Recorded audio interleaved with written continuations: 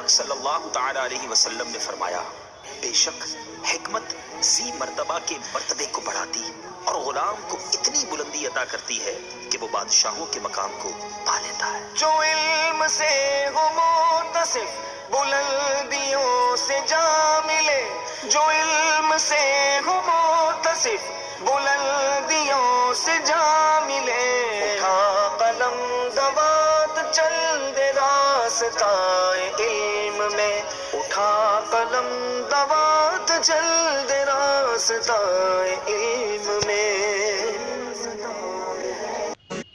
الحمدللہ رب العالمین والصلاة والسلام علی سید الانبیاء والمرسلین، اما بعد فاعوذ باللہ من الشیطان الرجیم، بسم اللہ الرحمن الرحیم۔ الحمدللہ عز وجل۔ ہم تلخیص اصول الشاسی پڑھ رہے ہیں۔ اصول شرعہ 4 ہیں: کتاب اللہ، سنت رسول اللہ، اجماع امت، قیاس۔ آج ہم انشاءاللہ عز وجل سنت رسول اللہ کے تعلق سے پڑھیں گے۔ سبق نمبر 16، بحث ثانی، سنت رسول اللہ صلی اللہ تعالی علیہ وسلم۔ سنت کسے کہتے ہیں؟ سنت سے مراد کیا ہے؟ سنت کی تعریف۔ سنت کا لغوی معنی طریقہ و عادت ہے۔ لغت کے اعتبار سے طریقہ اور عادت کو سنت کہتے ہیں، اور اصطلاح میں اس سے مراد ہادی برحق صلی اللہ علیہ وسلم کا قول، فعل اور تقریر ہے۔ یعنی نبی مکرم شفیع معظم شاہ بنی آدم صلی اللہ علیہ وسلم کے قول، فعل اور تقریر کو اصطلاح میں سنت کہتے ہیں۔ اسے حدیث بھی کہتے ہیں۔ سنت کا دوسرا نام حدیث ہے۔ سنت ہی کو حدیث کہتے ہیں۔ تقریر کیا ہے؟ حدیث کی تعریف کیا بیان کی گئی؟ سنت کی تعریف کیا بیان کی گئی؟ کہ نبی کریم صلی اللہ علیہ وسلم کے قول، فعل اور تقریر کو سنت کہتے ہیں، حدیث کہتے ہیں۔ تو تقریر سے مراد کیا ہے؟ قول سے مراد تو ظاہر سی بات ہے گفتگو وغیرہ، اور فعل سے مراد آپ صلی اللہ تعالی علیہ وسلم کے افعال ہیں۔ تقریر کیا ہے؟ تقریر سے مراد یہ ہے کہ آپ صلی اللہ علیہ وسلم کے سامنے کوئی کام کیا گیا، یا آپ صلی اللہ علیہ وسلم کو کسی چیز کا علم ہوا اور آپ صلی اللہ علیہ وسلم نے اس سے منع نہ فرمایا، تو آپ کا منع نہ فرمانا گویا کہ یہ تقریر ہے، یعنی اس چیز کو ثابت کرنا ہے۔ تو نبی کریم صلی اللہ علیہ وسلم کے قول، فعل اور تقریر کو سنت کہتے ہیں۔ نوٹ: سنت و خبر دونوں مترادف ہیں، یعنی سنت اور خبر دونوں ہم معنی ہیں، دونوں کا معنی ایک ہے۔ الحاصل یہ کہ سنت، خبر اور حدیث تینوں ایک ہی معنی میں استعمال ہوتے ہیں، البتہ کچھ جگہ فرق کیا جاتا ہے، انشاءاللہ عز وجل آپ آگے پڑھیں گے۔ سنت کا حکم۔ سنت کی تعریف کے بعد اب حکم بیان کر رہے ہیں۔ علم و عمل کے لزوم کے اعتبار سے سنت رسول صلی اللہ تعالی علیہ وسلم قرآن پاک کی طرح ہے۔ علم و عمل لازم ہے یا نہیں، اس اعتبار سے سنت یعنی حدیث قرآن پاک کی طرح ہے، یعنی جس طرح قرآن پاک کا علم و عمل لازم ہے، اسی طرح سنت یعنی حدیث پاک کا علم و عمل بھی لازم ہے۔ اسی کو بیان کر رہے ہیں کہ علم و عمل کے لزوم کے اعتبار سے سنت رسول صلی اللہ تعالی علیہ وسلم قرآن پاک کی طرح ہے، کیونکہ اللہ عز و جل نے قرآن مجید میں ارشاد فرمایا، من یطیع الرسول فقد اطاع اللہ، سورہ نساء آیت نمبر 80۔ ترجمہ کنز الایمان: جس نے رسول کا حکم مانا، بے شک اس نے اللہ کا حکم مانا۔ لیکن چونکہ ہر حدیث کا رسول اللہ صلی اللہ تعالی علیہ وسلم سے ثبوت قطعی نہیں، یقینی نہیں، بلکہ بعض جگہ شبہ پایا جاتا ہے، اس وجہ سے حدیث کی مختلف قسمیں ہیں اور ان سب کا الگ الگ حکم ہے۔ یوں تو اصل سنت کا حکم یہ ہے کہ وہ قرآن پاک کی طرح لازم ہے، قرآن پاک کی طرح اس پر عمل کرنا ضروری ہے، قرآن پاک کی طرح اس کا علم ضروری ہوتا ہے، اس سے علم ضروری کا فائدہ ملتا ہے۔ لیکن کیونکہ ہر حدیث کا ثبوت قطعی طور پر نبی پاک صلی اللہ تعالیٰ علیہ وسلم سے نہیں ہوتا کہ یہ حدیث نبی پاک صلی اللہ علیہ وسلم ہی کی ہے، قطعی طور پر ہر حدیث کے بارے میں یہ نہیں کہا جا سکتا، ٹھیک ہے۔ اسی وجہ سے حدیث کی مختلف قسمیں بنتی ہیں اور ان کا الگ الگ حکم ہوتا ہے۔ خیر، دیکھیے ثبوت کے اعتبار سے حدیث کی اقسام۔ ثبوت کے اعتبار سے حدیث کی مندرجہ ذیل 3 قسمیں ہیں۔ ثبوت کے اعتبار سے حدیث کی 3 قسمیں ہیں۔ نمبر 1 حدیث متواتر، نمبر 2 حدیث مشہور، نمبر 3 خبر واحد۔ اب ہر ایک کی تعریف بیان کر رہے ہیں۔ حدیث متواتر وہ حدیث جسے ایک جماعت نے دوسری جماعت سے اس طرح نقل کیا ہو کہ ان کا جھوٹ پر جمع ہونا متصور نہ ہو، اور یہ حدیث اسی طریقے سے چلتی ہوئی ہم تک پہنچی ہو۔ یعنی ایسی حدیث جس کو ایک جماعت نے دوسری جماعت سے، پھر ان سے ایک جماعت نے، ان سے ایک جماعت نے، اس طرح اتنے لوگوں نے روایت کیا ہو ہر زمانے میں، ہر طبقے میں، جن کا جھوٹ پر جمع ہونا متصور نہ ہو، تصور میں نہ آتا ہو کہ یہ لوگ جھوٹ میں جمع ہو سکتے ہیں، اور اسی طرح یہ سلسلہ جاری ہو، چلتا ہو، اور سلسلہ چلتے چلتے یہ حدیث ہم تک پہنچی ہو، تو ایسی حدیث کو حدیث متواتر کہتے ہیں۔ یعنی جس کے راوی ہر زمانے میں اتنے ہوں جن کا جھوٹ پر جمع ہونا، جن کا جھوٹ پر متفق ہونا متصور نہ ہو، تصور میں نہ آتا ہو۔ مثال، قرآن پاک کا ہم تک منتقل ہونا۔ قرآن پاک کا ہم تک منتقل ہونا کیا ہے؟ متواتر کے طریقے پر ہے، ٹھیک ہے۔ یعنی قرآن پاک کو ہر زمانے میں اتنے لوگوں نے روایت کیا جن کا جھوٹ پر جمع ہونا متصور نہیں ہے۔ اس طرح زکوٰۃ کی مقدار، یعنی زکوٰۃ کی مقدار جو ہے 2.5%، یہ بھی، اس کو بھی روایت کرنے والے ہر زمانے میں اتنے ہیں کہ ان کا جھوٹ پر جمع ہونا متصور نہیں ہے، تو یہ بھی متواتر ہے۔ اس طرح نماز کی رکعات کی تعداد، نماز کی کتنی رکعاتیں ہیں، نماز کی تعداد جو مذکور ہیں یہ بھی متواتر ہیں، یعنی یہ بھی اتنے لوگوں سے مروی ہیں جن کا جھوٹ پر جمع ہونا محال ہے، جن کا جھوٹ پر جمع ہونا متصور نہیں ہے، ٹھیک ہے، وغیرہ وغیرہ۔ اچھا، حدیث متواتر کا حکم کیا ہے؟ بیان کر رہے ہیں حکم۔ حدیث متواتر سے علم قطعی و یقینی حاصل ہوتا ہے۔ حدیث متواتر سے علم قطعی حاصل ہوتا ہے، علم یقینی حاصل ہوتا ہے، اور اس کا انکار کفر ہے۔ اگر کوئی حدیث متواتر کا انکار کرے تو اس پر حکم کفر لگے گا، نیز اس پر عمل کرنا واجب ہے، ٹھیک ہے۔ حدیث متواتر پر عمل کرنا واجب ہے، ضروری ہے۔ اب ثبوت کے اعتبار سے حدیث کی دوسری قسم، حدیث مشہور کی تعریف بیان کر رہے ہیں۔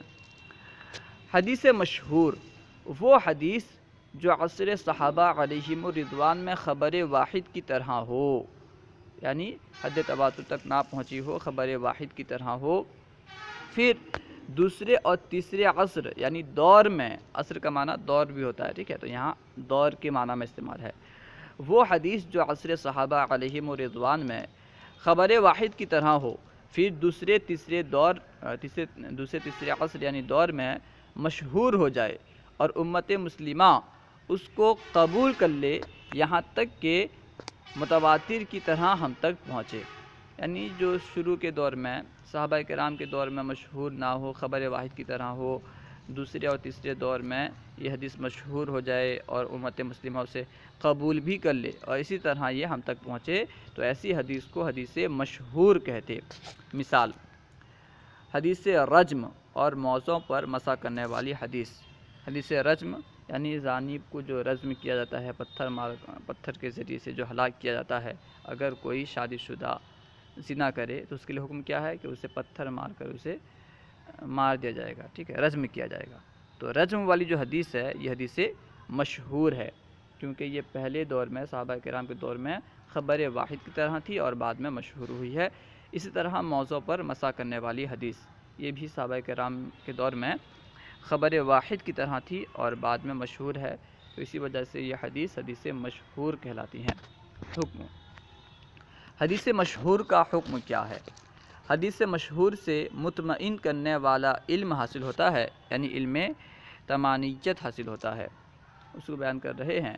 حدیث مشہور سے مطمئن کرنے والا علم حاصل ہوتا ہے، اس پر بھی عمل کرنا لازم اور اس کا رد بدعت ہے۔ حدیث مشہور کا رد بدعت ہے۔ ثبوت کے اعتبار سے حدیث کی تیسری قسم ہے خبر واحد۔ خبر واحد کسے کہتے ہیں؟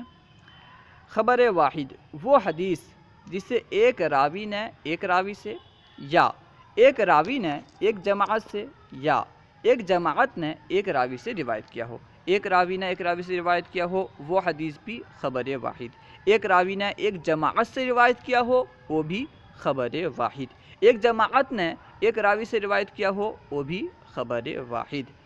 ٹھیک ہے، وہ ہے کہ خبر واحد کی تین صورتیں ہو گئی۔ ایک راوی سے روایت کرے، ایک راوی ایک جماعت سے روایت کرے، ایک جماعت ایک راوی سے روایت کرے، یہ سب خبر واحد کہلائیں گی۔ مثال حدیث انما الاعمال بالنیات، یہ جو حدیث پاک ہے انما الاعمال بالنیات، یہ حدیث عمر فاروق رضی اللہ تعالی عنہ سے مروی ہے۔ تقریباً جتنے حضرات نے بھی روایت کیا ہے سب نے انہی سے ہی روایت کیا ہے۔ ٹھیک ہے، تو کیونکہ ان سے روایت کرنے والے اگرچہ بہت زیادہ ہوں لیکن یہ اکیلے ہیں، اس لیے حدیث خبر واحد ہے۔ خیر، حکم خبر واحد علم یقین اور اطمینان کا فائدہ نہیں دیتی، جس طرح خبر متواتر علم یقین کا فائدہ دیتی ہے اور خبر مشہور علم اطمینان کا فائدہ دیتی ہے، خبر واحد علم یقین اور علم اطمینان کا فائدہ نہیں دیتی، اگرچہ احکام شرعیہ میں عمل کو واجب کرتی ہے۔ خبر واحد پر عمل کرنا احکام شرعیہ میں واجب ہے لیکن مطلقاً نہیں، اس کے لیے چند شرائط ہیں۔ کیا شرائط ہیں؟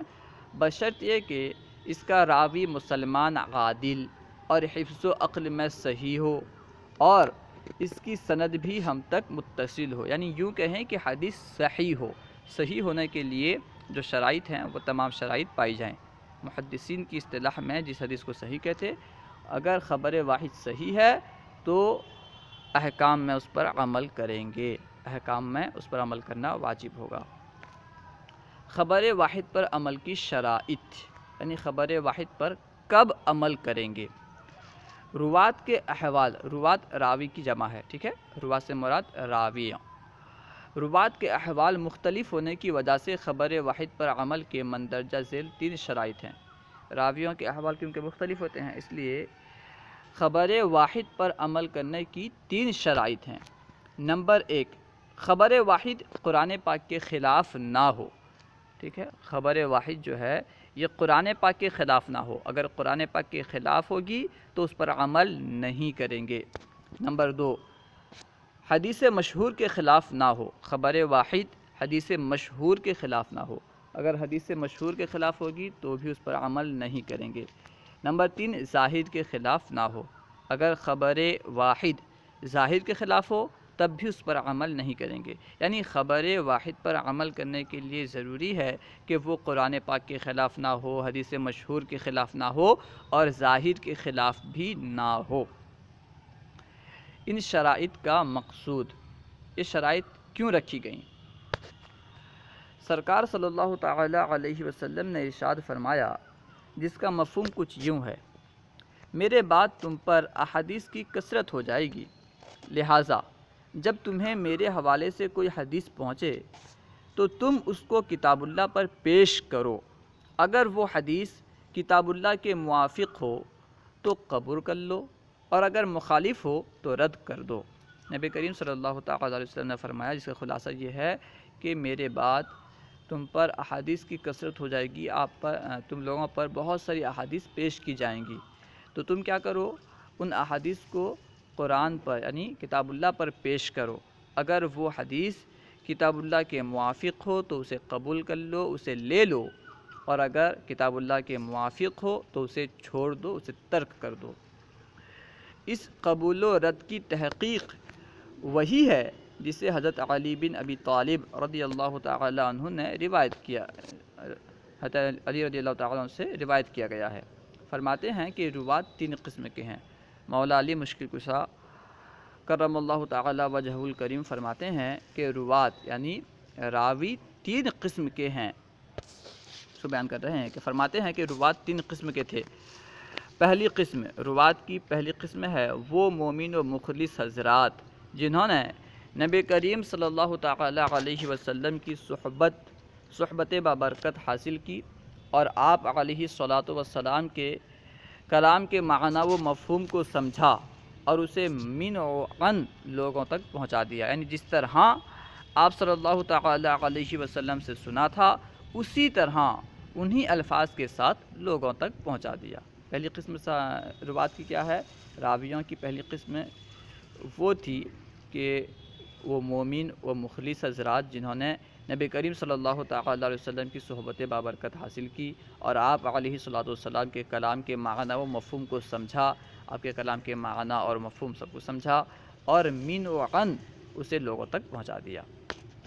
دوسری قسم، روات کی دوسری قسم وہ اغرابی یعنی دیہاتی، وہ دیہاتی حضرات جو کہ کسی قبیلے سے آئے اور سرکار صلی اللہ تعالی علیہ وسلم کے بعض کلام کو سن پائے، کیونکہ دور سے آئے تھے، ظاہر سی بات ہے انہیں واپس بھی ہونا تھا، اس لیے وہ سرکار صلی اللہ تعالی علیہ وسلم کے بعض کلام کو سن پائے اور آپ صلی اللہ تعالی علیہ وسلم کے کلام کے حقیقی معنی و مفہوم کو نہیں سمجھ سکے، کیونکہ دور سے آئے تھے، مکمل کلام سنے ہی نہیں ہیں، آپ کے بعض کلام کو سنے ہیں، اس لیے آپ کے کلام کے حقیقی معنی و مفہوم کو نہیں سمجھ سکے۔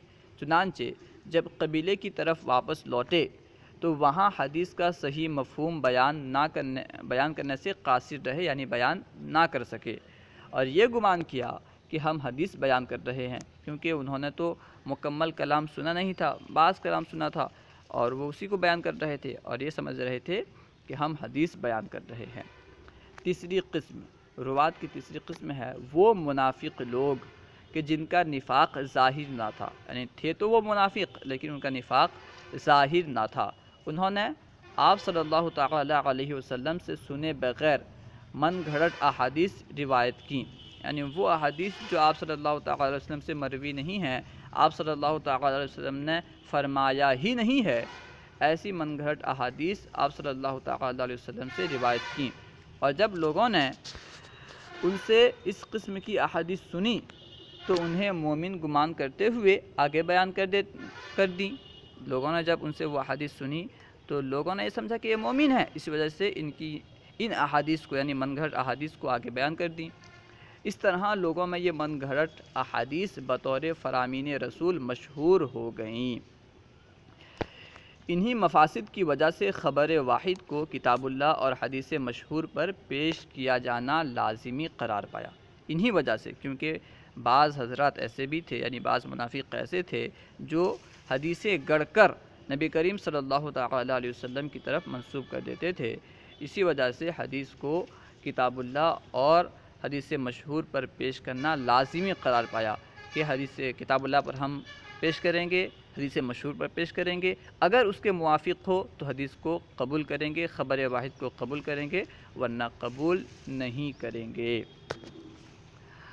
اب دیکھیے خبر واحد کو کتاب اللہ پر پیش کرنے کی مثال، خبر واحد کو کتاب اللہ پر پیش کیا گیا، وہ اس کے موافق ہے یا مخالف ہے، مثال دے کر کے بیان کر رہے ہیں۔ دیکھیے خبر واحد کو کتاب اللہ پر پیش کرنے کی مثال، حضور علیہ الصلاۃ والسلام نے ایک حدیث یوں روایت حضور علیہ الصلاۃ والسلام سے ایک حدیث یوں روایت کی گئی، من مس ذکرہ فلیتوضأ، یعنی جس نے اپنے ذکر کو یعنی اعلی تناسر کو یعنی اپنی شرمگاہ کو چھویا تو اسے چاہیے کہ وہ وضو کرے۔ نبی کریم صلی اللہ علیہ وسلم سے ایک حدیث یوں بیان کی جاتی ہے، من مس ذکرہ فلیتوضأ، یعنی جس نے اپنے ذکر کو چھوا تو اسے چاہیے کہ وہ وضو کرے۔ یہ خبر واحد ہے اور اس کا مفاد یہ ہے کہ ذکر کو چھونے سے وضو ٹوٹ جاتا ہے۔ اب اس بات کی صحت کو جانچنے کے لیے ہم اسے کتاب اللہ یا خبر مشہور پر پیش کریں گے کہ یہ حدیث صحیح ہے یا نہیں۔ اسے جانچنے کے لیے اس حدیث کو، اس خبر کو خبر مشہور یا کتاب اللہ پر پیش کریں گے اور دیکھیں گے کہ یہ ان میں سے کسی کے مخالف تو نہیں، یعنی کتاب اللہ اور خبر مشہور کے مخالف تو نہیں، تاکہ مخالفت کی صورت میں اسے رد اور موافقت کی صورت میں بچشم و سر قبول کر لیا جائے۔ یعنی اگر یہ کتاب اللہ کے مخالف ہو یا حدیث مشہور کے مخالف ہو تو اسے رد کر دیں گے، اور اگر کتاب اللہ اور حدیث مشہور کے موافق ہو تو اسے بچشم و سر قبول کر لیں گے۔ چنانچہ جب ہم نے اسے کتاب اللہ پر پیش کیا تو اس کے مخالف پایا، کتاب اللہ کے مخالف پایا اس حدیث کو۔ چنانچہ جب ہم نے اسے کتاب اللہ پر پیش کیا تو اس کے مخالف پایا، کیونکہ اللہ تبارک و تعالیٰ نے اہل قبا کی تعریف میں ارشاد فرمایا فیہ رجال یحبون ان یتطہروا، سورہ توبہ میں ہے، سورہ توبہ آیت نمبر 108۔ ترجمہ کنز الایمان، اس میں وہ لوگ ہیں کہ جو خوب ستھرا ہونا چاہتے ہیں۔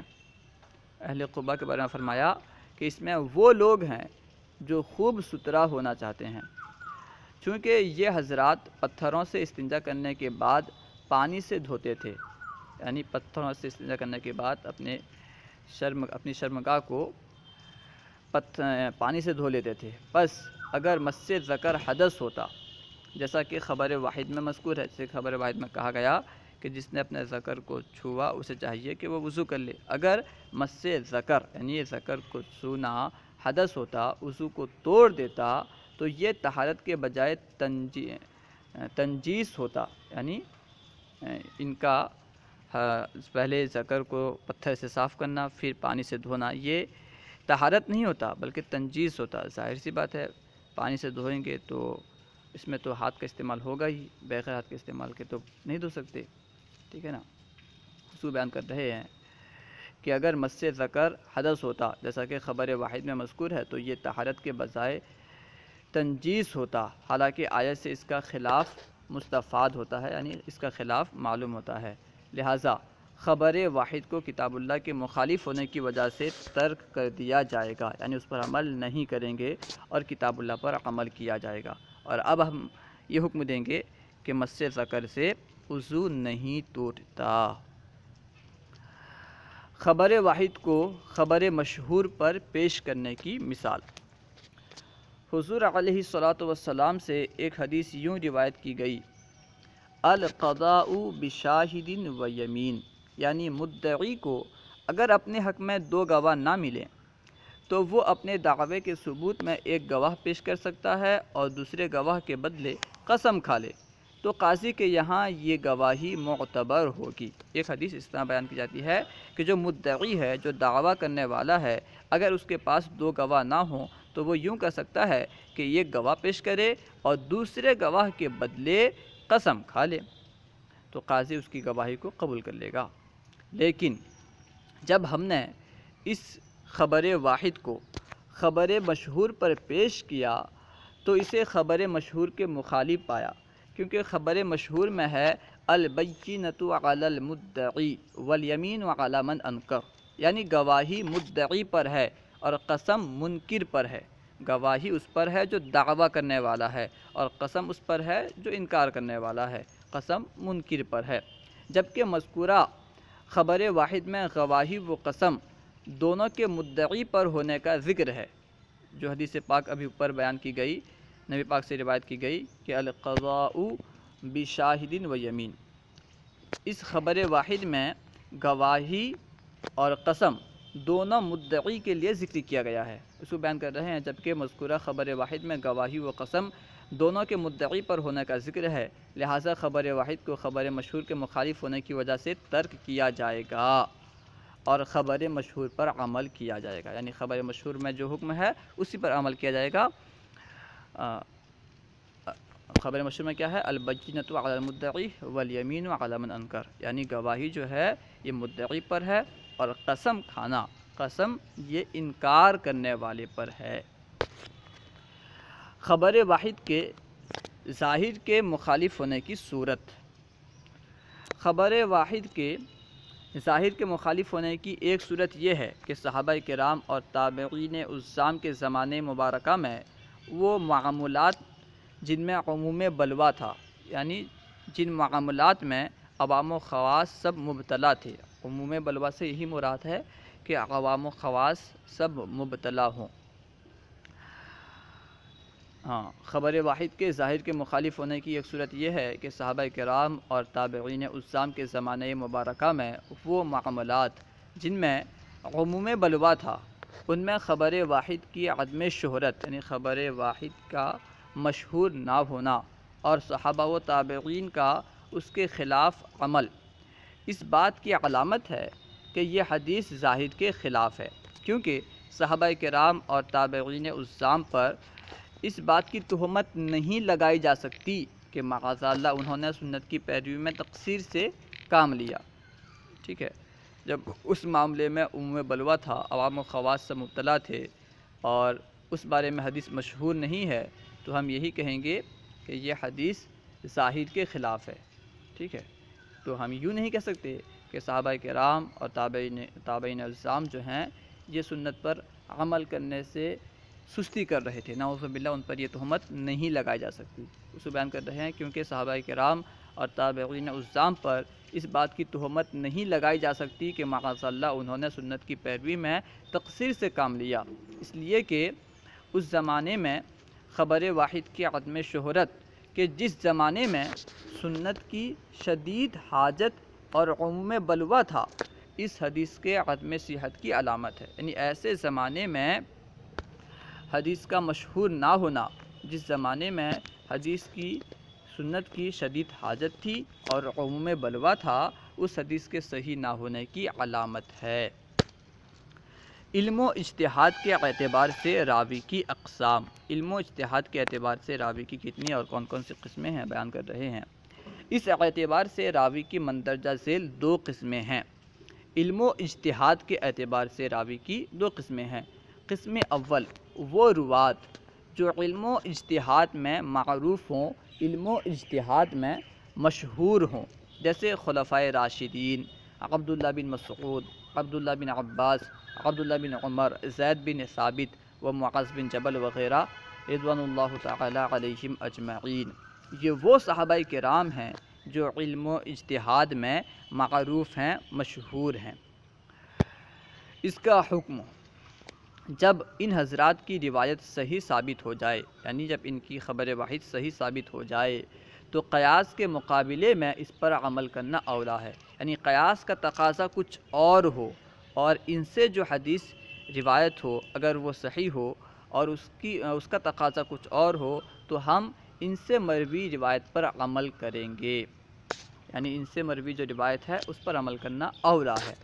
قسم ثانی وہ روات جو حفظ و عدالت میں معروف ہوں، حفظ و عدالت میں یعنی حفظ میں اور عادل ہونے میں مشہور ہوں، لیکن اجتہاد و فتویٰ میں معروف نہ ہو، جیسے حضرت ابو ہریرہ، انس بن مالک رضی اللہ تعالی عنہما۔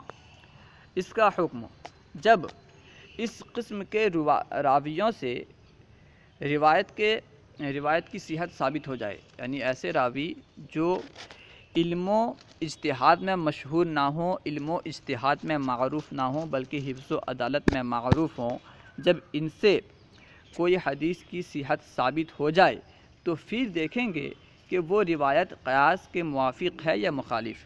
جو روایت ان سے مروی ہے وہ قیاس کے موافق ہے یا مخالف۔ اگر موافق ہو تو اس پر عمل کرنا لازم ہے، اور اگر مخالف ہو تو قیاس پر عمل کرنا اولا ہے۔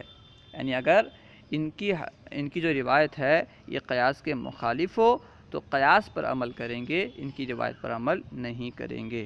واللہ تعالی عالم۔